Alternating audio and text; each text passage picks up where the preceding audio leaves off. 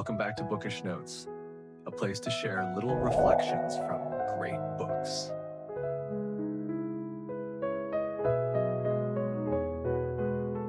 Have you ever tried to persuade someone only to make them resist even more? Have you ever offered sincere advice but ended up hurting the other person? Or have you argued to the point of exhaustion, only to realize no one changes by being forced? Dale Carnegie once said, "A drop of honey catches more flies than a gallon of gall."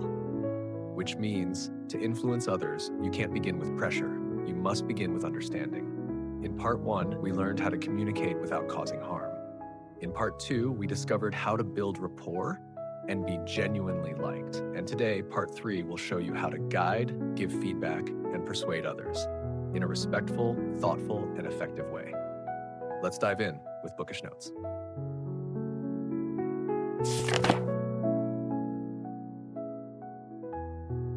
Principle 1.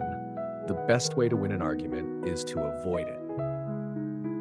One evening, inventor Thomas Edison hosted a dinner party. At the table, a guest confidently claimed that Edison had invented the radio. Though the statement was incorrect, Edison simply smiled and nodded. After the guest left, another person asked, "Why didn't you correct him?"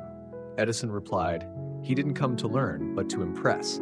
If I had corrected him, we would have ended up arguing, and no one would have enjoyed the evening." Arguments rarely change minds. They only trigger resistance. When we make others feel wrong, they defend themselves instead of listening. You can't win an argument. If you win, you lose because you've hurt the other person's Dale Carnegie. Instead of arguing, choose understanding. It's the beginning of every true connection. Principle 2. Respect others' opinions. Never say you're wrong. And once Dale Carnegie went out for dinner with a friend. His friend brought along a guest, a well-known scholar. During the conversation, the scholar quoted a line and claimed it came from the Bible. Dale gently said he believed the line was actually from Shakespeare. The scholar insisted, no, it's definitely from the Bible. Dale was about to argue, but his friend nudged him under the table. After the meal, his friend quietly said, "What were you planning to do? Embarrass him?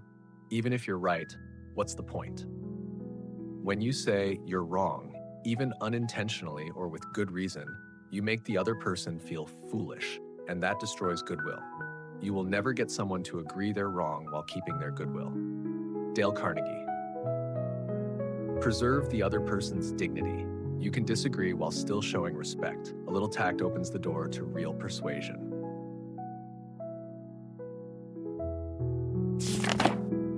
Principle 3. If you're wrong, admit it quickly and emphatically. One time, Dale Carnegie was pulled over for speeding. Before the officer could say anything, Carnegie said, "Officer, I was going too fast. I have no excuse. I'm completely at fault and I'm very sorry." That attitude not only led the officer to let him go without a ticket, but also made him respond in a friendly manner. When you admit your mistake first, you disarm the other person's defensiveness. It makes them more gentle and empathetic toward you. Admit your fault quickly and sincerely. It makes it hard for others to keep blaming you.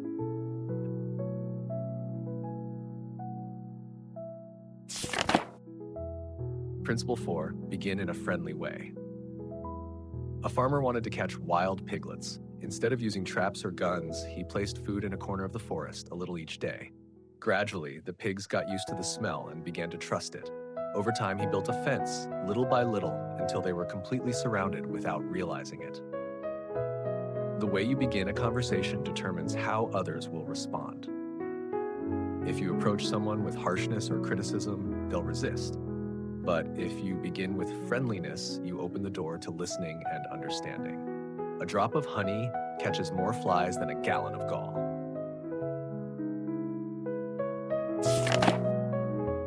Principle 5. Get the other person saying, "Yes, yes," immediately. When Franklin D. Roosevelt was President of the United States, he often hosted guests at the White House. On one occasion, he wanted to persuade a senator to support a controversial policy proposal. Instead of launching into a long argument, he invited the senator for tea and chatted about topics they both enjoyed, from the state of the nation to the dog breeds they owned. The conversation was light, full of nods and phrases like, "That's right, and I think so too," creating a sense of unspoken agreement. By the time Roosevelt brought up the main issue, the senator was already leaning toward his side, not because of logical persuasion, but because he felt heard and respected. When someone starts saying yes early in a conversation, their mind tends to stay in that agreeable mode. This isn't manipulation. It's about finding common ground, making the dialogue more open and effective. Want to persuade someone? Don't begin with contradiction. Start with what you agree on.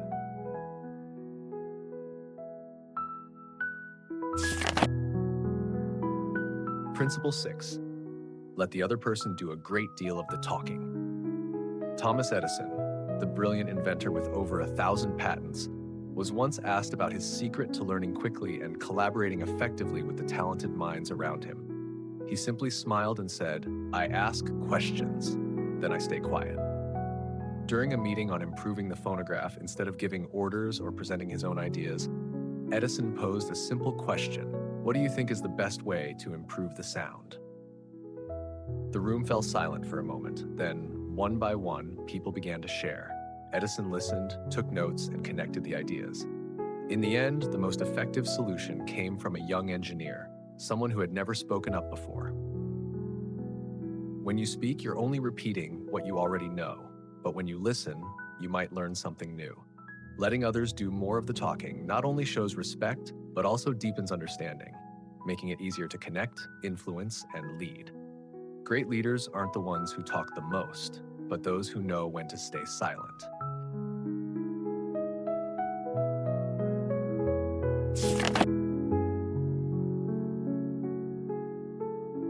Principle 7. Let the other person feel that the idea is theirs. Thomas Watson, the founder of IBM, once shared a story about needing to change a work process within the company. However, he faced quiet resistance from department heads. Instead of issuing orders or trying to persuade them, he called a meeting and skillfully asked, "We all want to improve efficiency, so what do you think is the best way to achieve that?" He allowed everyone to voice their concerns, debate ideas, and gradually guided them toward the exact solution he had envisioned all along. When the meeting ended, everyone left excited, believing they had come up with the idea themselves. No one likes being forced, but everyone loves feeling intelligent, creative, and valued. If you want genuine cooperation, give others ownership of the idea. It's not manipulation, it's the art of leading with respect. People are more committed to ideas they believe are their own rather than those imposed on them.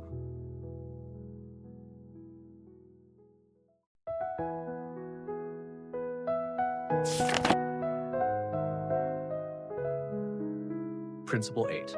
Honestly see things from the other person's point of view. Dale Carnegie once shared a story about a father who was frustrated with his young son for refusing to eat breakfast or get ready for school on time. After yelling, threatening, and even pleading, nothing worked. The boy remained stubborn.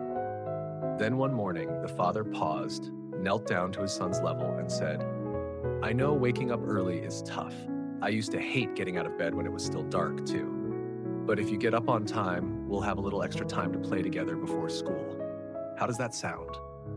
The boy hesitated, then nodded.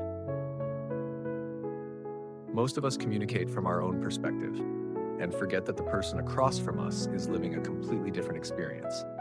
When you truly put yourself in someone else's shoes, you not only understand them better, but they also become more willing to listen. If there is one golden rule for communication, it is this: try to see things from the other person's point of view.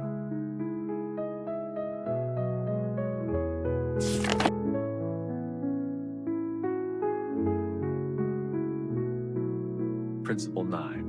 Empathize with the desires and feelings of others. Once, Abraham Lincoln postponed the execution of a soldier who had deserted during the Civil War.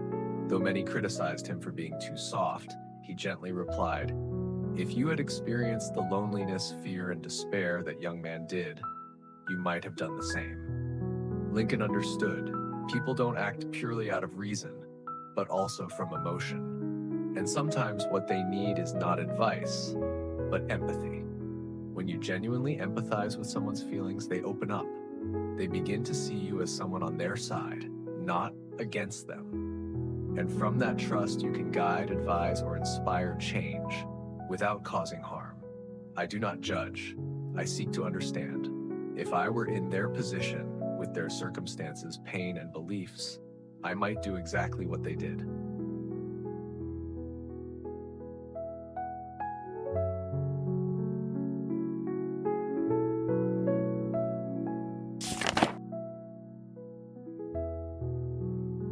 Principle 10, appeal to the nobler motives in others.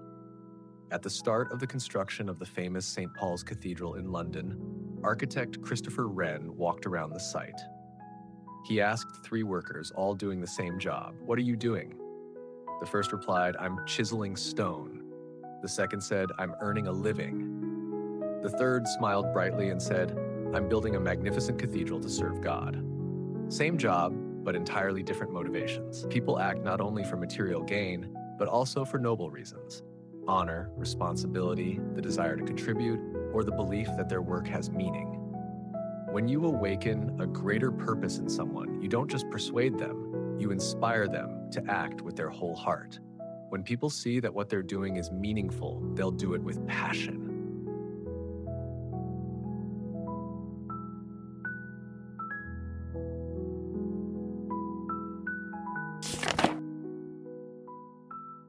Principle 11, dramatize your ideas.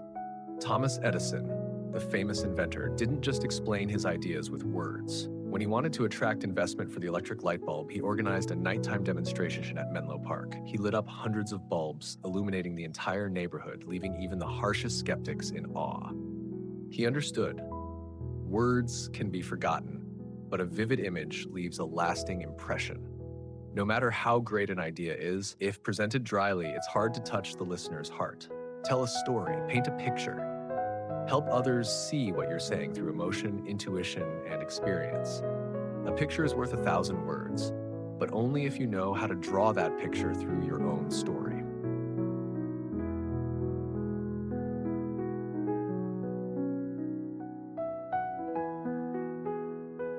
Principle 12, positively challenge others. Henry Kaiser, a renowned industrialist, once said, "When you place high expectations on someone, you're giving them a gift, your belief in them." Dale Carnegie believed that people perform at their best when they feel they are entrusted with something meaningful.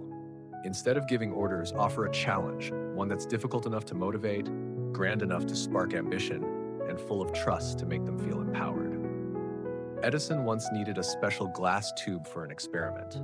Rather than calling an engineer over and saying, "Make this," he said, "I'm not sure if anyone is skilled enough to do this, but if you'd like to try, I believe you can." The result? Not only did the engineer succeed, he did it brilliantly because he believed he was proving something to a genius. If you want to inspire someone, don't just praise or criticize, challenge them. A timely word of encouragement, a moment of trust, that's often what drives someone to break through.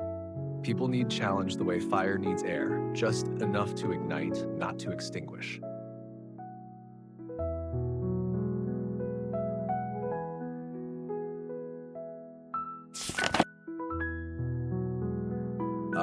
We've just explored 12 principles for leading and influencing others, not through pressure, but through understanding, subtlety, and sincerity. As you've seen, people want to be heard, they want to be respected, empowered, and to feel that they are the ones making the change. And if you know how to awaken the best in them, they'll walk further with you than you ever expected. As Dale Carnegie once said, if there is any one secret of success, it lies in the ability to get the other person's point of view and see things from that person's angle, as well as from your own. These principles don't just help you communicate better, they help you become more thoughtful, more perceptive, and a more positive influence in every relationship.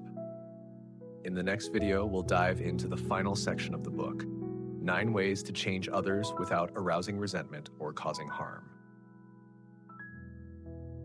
A vital chapter for anyone who works with people or aspires to be a great leader.